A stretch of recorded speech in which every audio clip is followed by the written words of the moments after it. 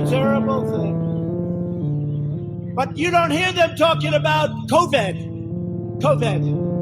To be specific, COVID-19. That name gets further and further away from China as opposed to calling it the Chinese virus.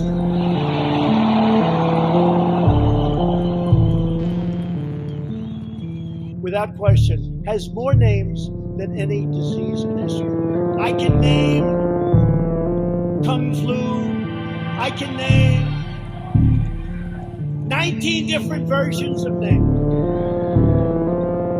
China and others have criticized you for using the phrase Chinese virus. How do you feel about that? Are you going to continue using that phrase? I have to call it where it came from. It did come from China. He hit me right in the face and he knocked me pretty much unconscious. He told me, "You motherfucking coronavirus." He called you the coronavirus? Yes. 6 weeks later, Nguyen says it's still hard to talk, still a struggle to feel safe. I am afraid to go out, even I am afraid of calling Ubers. And researchers have found a corresponding uptick in online bullying. A leap of around 900% on Twitter. The virus of hate is scapegoating the Asian American Pacific Islander community as the ones that brought about the coronavirus, and that's not true. In just 1 month, Stop AAPI Hate received nearly 1,500 reports of racist incidents across the country directly linked to COVID-19. Unfortunately, there's a long history of anti-Asian racism. This video of a local college student was posted on social media. I think we should put something in the DNA that when he turned 13, he just dies. So it's like it's in Europe, but it's dead. The impact of the Chinese virus. We didn't see the spike in anti-Asian violence until President Trump started saying Wuhan virus, China virus. I've been in this neighborhood for 16 years and I've never had any kind of racial slur. So Alice Long was shocked last month by the ugly word spray painted on her restaurant. It said chink, so that was just heartbreaking. You would think that people would spread more love and more caring and more kindness, but instead we get people that are angry. Racism in the time of pandemic. A young woman wearing a mask is attacked in a subway station. Come here, sanitize your Come here. An elderly woman is chased by a bully trying to squirt hand sanitizer on her. Harassment and assaults against Asian Americans are up sharply. Since the outbreak of COVID-19, we have seen an incredibly disturbing, skyrocketing increase in the number of hate crimes, racist attacks, and acts of discrimination against Chinese Americans and Asian Americans. The murder of 8 people in the Atlanta area, 6 Asian women at 3 Asian-themed spas, capping a year of skyrocketing reports of hate. I'm tired of seeing my elders on the floor. I'm tired of seeing them attacked. It began on a dreary afternoon in Georgia. A white gunman carrying out a shooting rampage across those 3 Asian-owned spas, 2 in Atlanta and a third 27 miles away. Many in the Asian community convinced the attacks were racially motivated, asking why those businesses, why those victims. Police have not ruled out a hate crime and are still investigating a motive. They initially said the shooter told investigators he had a sex addiction. This is still early, but he does claim that it was not racially motivated. He apparently has an issue, what he considers a sex addiction, and sees these locations as something that allows him to go to these places, and it's a temptation for him that he wanted to eliminate. He was pretty much fed up and kind of at the end of his rope, and yesterday was a really bad day for him, and this is what he did. I don't know if he was remorseful or not. Among those killed, Hyun Grant, a single mother of 2 boys. 23-year-old Randy Park, now left alone to care for his younger brother. Randy says that his mother first tried to shelter him from knowing where she worked. Yeah, I found out on my own later, and I confronted her about it. That must have been hard. Yeah, confronting your parent about something they deliberately hid from you. Would you tell your kids you work at a massage parlor? Asian massage businesses have become synonymous with sex work, reinforced by depictions of Asian women in Western media, insidious stereotypes that hypersexualize, like in the movie Rush Hour 2. Oh my goodness. Images have power. Stories have power. Amanda Nguyen, an advocate for sexual assault survivors, says these exaggerated portrayals influence the way Asian American women are treated in society. When you think of humans as objects and when you erase their humanity, then it is no surprise that our lives are seen as worthless. It is both misogyny and racism that has resulted in this massacre. Sexual violence inherently is about power. So when you have sexual violence and you combine that with racism, both of which are about power and control, what you have is mass shootings that have targeted women of color. The majority of massage parlors are, legitimate businesses that don't provide sexual services at all. Whether the victims were or were not engaged in sex work, they are victims, period. But the fact that some assume they were is problematic.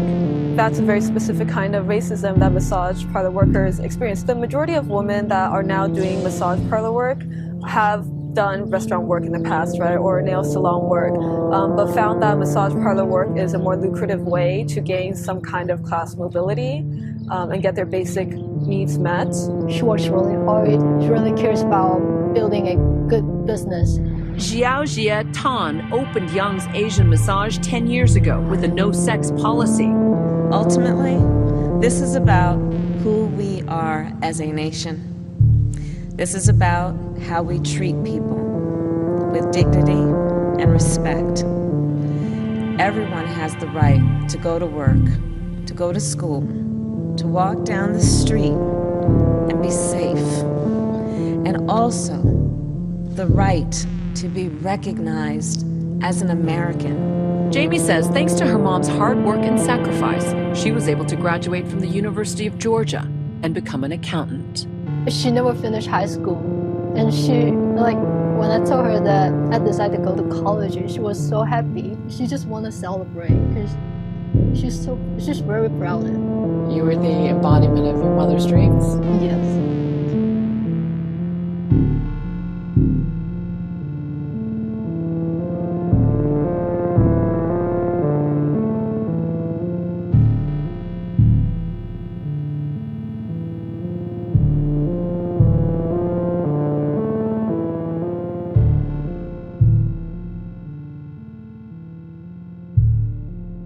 Hello and welcome to my channel. My name is G. Normally I'm here spilling the tea on the manipulative and predatory tactics of MLMs, which are multi-level marketing businesses, but today I wanted to talk about something different. It's something that has been weighing heavy on my heart, the Atlanta spa shootings. These shootings happened just this month in Atlanta, Georgia, the United States. I want to talk about that today, as well as the increased violence against Asian Americans. The attacks began just before 5 p.m. on Tuesday, March 16, 2021.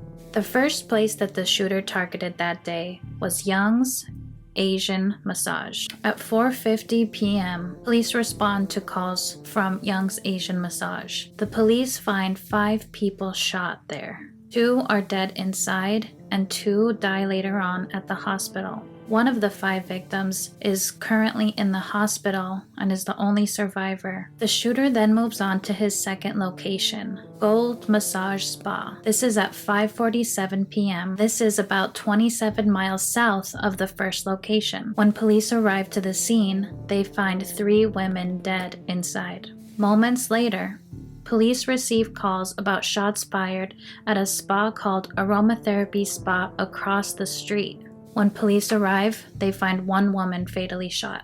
Between 6 to 8 p.m., the police are able to view surveillance footage to see what the shooter looks like. Police take those images and post them all over social media. Then, the police are contacted by members of the shooter's own family. The family gave police the shooter's cell phone number, and the police start to track his movements. Around 8 p.m., about 150 miles south of Atlanta, the Georgia State Patrol and deputies from Capt County are alerted that the suspect is traveling south on I-75 in a black 2007 Hyundai Tucson. They use a pit maneuver. It's a technique where the officer bumps the rear of the vehicle to force it off of the road. They're able to stop the suspect and he is arrested with no incident. The police do find a 9mm firearm inside the suspect's vehicle. Investigators believe that when he was captured, he was actually headed to Florida to perpetrate more shootings. Before we go any further, I want to take some time to tell you about the victims.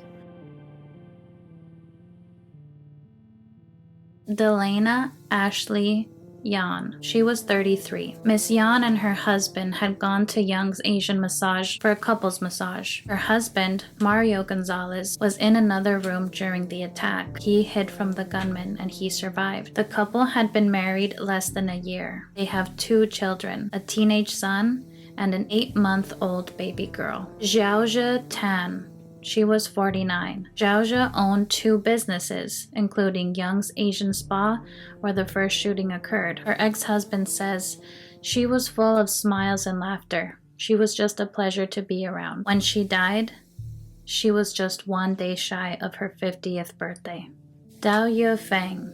She was 44. Little is known about Miss Feng, who only started working for Miss Tan at Young's Massage in the past few months, but a friend of hers described her as kind and quiet. Paul Andre Michels. He was 54. Mr. Michels had been out of work for some time and had been doing maintenance work for Young's when the shooting occurred. He built his last shelf there on Tuesday, the day of the shooting. Elcias Hernandez Ortiz. He's 30 years old. He is in intensive care after being shot in the forehead, lungs, and stomach at Young's Asian Spa. His wife said that as the shooting was unfolding, LCS had actually called her on the phone, and he was begging for help as everything was unfolding. He had moved to the US from Guatemala over a decade ago, and the couple has a 9-year-old daughter. Hyun Jung Grant. She was 51. She was a single mother to 2 sons and had been a school teacher in South Korea before coming to the US. On their GoFundMe page, her son wrote, "She was one of my best friends and the strongest influence on who we are today." Sun Chung Park. She was 74. Ms. Park made food for the employees of Gold Spa. Before moving to Atlanta, she spent most of her life in the New York metro area. She was the oldest of the 8 victims in the shooting, and her son-in-law Scott said she was very healthy. Well, everybody said she was going to live past 100 years. He also said that she loved to stay active and she didn't work just to earn money. Suncha Kim. She was 69. Miss Kim was a grandmother who came to the United States in the 1980s. She was an employee at Gold Spa. Miss Kim worked 2 to 3 jobs to provide for her family. Her granddaughter said, quote, "She represented everything I wanted to be as a woman, without 1 ounce of hate or bitterness in her heart. She never forgot to call me once a week to say, 'Stay strong in life. When you're happy, I'm happy.'" She added that all Miss Kim had wanted was to, quote, "grow old with my grandfather and watch her children and grandchildren live the life she never got to live." Young A.U. She was 63. A South Korean native, Miss Yu came to the United States in the 1970s with her then-husband Mac Peterson. Her son said that she was laid off last year because of the pandemic. She was a licensed massage therapist and she had been happy to be able to return to work at the aromatherapy spa. Her son describes her as an amazing woman who'd love to introduce our family and friends to her home-cooked Korean food and Korean karaoke. The suspect was a 21-year-old man named Robert Aaron Long. He was taken into custody that same day. Long is from Woodstock, which is about a half-hour drive north of Atlanta. A law enforcement source said that Long had recently been kicked out of his house by his family due to his sexual addiction. The source said that this included frequently spending hours on end watching pornography online. Long had previously spent time in an evangelical treatment center to get help for his alleged sex addiction. One of his old roommates from a previous facility named Tyler Bayless said his sex addiction was something that would absolutely torture him. Quote, "Long was a deeply religious person. He would often go on tangents about his interpretation of the Bible and was distraught about his addiction to sex." Bayless also said that on multiple times while Long was staying at that facility, Long had told him that he had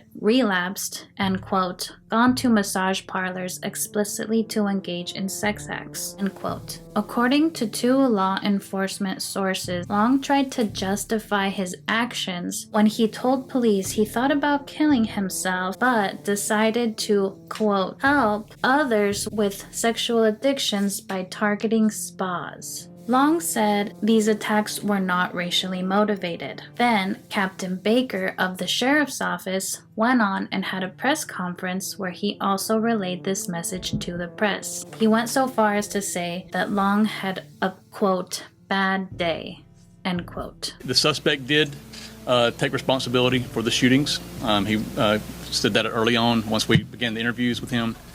He apparently has an issue, what he considers a sex addiction, and sees these locations as something that allows him to go to these places, and it's a temptation for him that he wanted to eliminate. When I spoke with investigators that interviewed him this morning, and they got that impression that yes, he understood the gravity of it, and he was pretty much fed up and kind of at the end of his rope, and yesterday was a really bad day for him, and this is what he did. Remorseful? I'm not going to go to, I don't know if he was remorseful or not. Later on in the day, the media would find out that that same captain previously posted his excitement about receiving a shirt that said the coronavirus came from China on his Facebook page.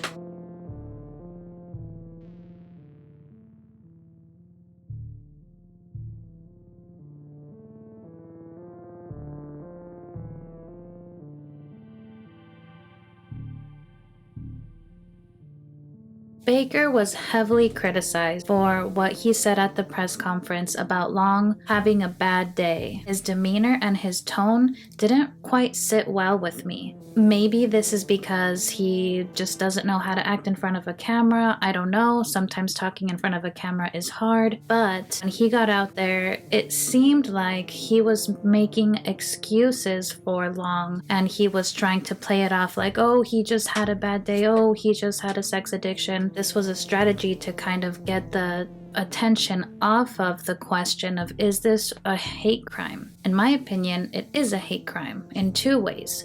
First, we have a hatred against women. In my opinion, the shooter specifically wanted to kill women. Secondly, he had a very specific subset of women that he went after, and that was Asian women. So in my opinion, this is a hate crime, but by just playing it off as if he just had a sex addiction and that's that, it pissed a lot of people off. Then to later find out that this cop had previously been posting anti-Asian sentiment on Facebook with his post about the coronavirus coming from China. Yes, we know that former President Donald Trump would not stop calling the coronavirus a bunch of names that were derogatory to Chinese people and people of Asian descent. And what's really disappointing is that you see that permeated into the top levels of the police department, or in this case, the sheriff's department. So it's just really sad. I want to cite an article that I found, and this is an article from Li Zhou from Vox. And in her article, she makes a claim that the Atlanta shootings can't be divorced from racism and from misogyny. In her article, she says, Long aimed to remove this temptation from his life by using violence. That impression stems from the entrenched tropes about spas and Asian American women who have been depicted as hypersexualized beings. Such stereotypes about Asian American women emerged in the 1800s and have since been reinforced again and again during the Korean and Vietnam Wars, in American soldiers' treatment of Asian women, and in depictions in popular culture, like that of the geisha in Madame Butterfly. Over time, Asian American women were painted as subservient, docile, and the focus of objectification and colonization, rather than people deserving of genuine understanding and engagement. As Patricia Park writes for Bitch Media, the perception of sexualized Asian women was informed by a long tradition of the Western male writing and controlling that perception, leaving the women with no agency and no control over their own representation. Asian women in the media have been few and far between. What few there were often had no choice but to take on the archetypal roles of Asian females. The central problem with this stereotype is that it dehumanizes Asian American women and reduces them solely to sexual objects. That dehumanization in turn perpetuates violence towards these groups and condones it.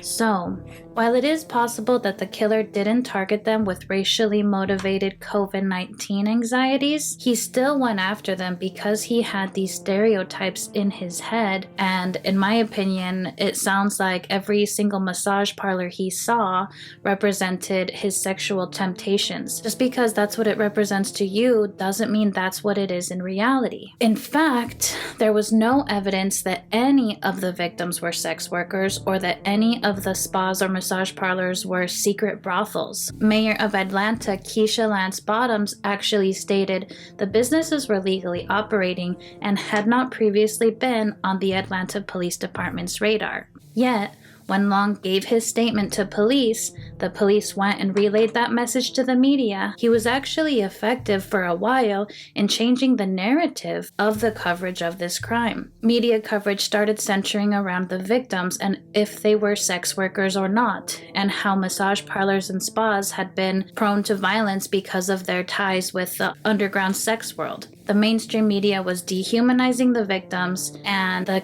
shooter was painted as a kid who was having a bad day, who was just trying to help eliminate temptation. So where does that leave us? Well, first, we have to understand that this crime is an example of the intersection between misogyny, which is the hatred of women, racism, and sexual violence. The killer had been socialized with these stereotypes of Asian women and spa/massage parlors being a source of sexual gratification there for the taking, when in reality, there's no evidence to suggest that any of that was true. And by the way, even if the victims had been sex workers, that still does not give a justification for his actions. Furthermore, not only does this crime represent the rising threats of anti-Asian violence, but it also shines a light on the statistical fact that the majority of victims of anti-Asian violence are Asian females and the elderly. In my opinion, the killer made the choice 3 different times to target spa/massage parlors just because they were Asian owned and because he wanted to take the lives of innocent women. This proves that it was a hate crime and it was the result of years and years of having these stereotypes in his mind. Now you might be wondering, gee, why did you include another clip of Kamala? Well, that brings me to my second point, which is these shootings are a result of a long-standing history of anti-Asian sentiment in the United States, and that cannot be solved at the individual level. Yes, it is important for each of us to go out and be kind and treat others with dignity and respect, and be aware of our implicit biases so we can be active in dismantling them. But I took issue with Kamala saying something along the lines of, this is about how we treat each other. Respectfully, I disagree with you, Kamala. This is about systemic racism. Do I need to remind you about the cop who posted on his Facebook about the coronavirus coming from China? For those of you thinking, well, it did come from China, so it makes sense to call it that, remember that just by attaching that word and attaching that nationality to it, people of Asian descent or Chinese descent were dehumanized, and there was an astronomical increase of violence against them. Not to mention hatred, discrimination. Words matter, especially when you look at who's saying those words and what position of power that person has. The shooter, who was a white male, got the opportunity to rewrite the trajectory of this story for a short time because the focus had been turned towards the victims and what they were up to, and how could they work at a massage parlor, when in reality, the focus should have been on his actions and how they were rooted in racism and misogyny. Before I leave you today, I want to encourage you to take the time to go visit the GoFundMe pages that have been set up for the victims' family members. I am going to link them down below in the description box, and I encourage you to donate if you can. Thank you so much for staying and watching this video. I know this was something a little bit different. Let me know below in the comments what your thoughts are on the case, and let me know in the comments if you wouldn't mind seeing me talk about some other true crime cases in the future. Thanks, and see you next time.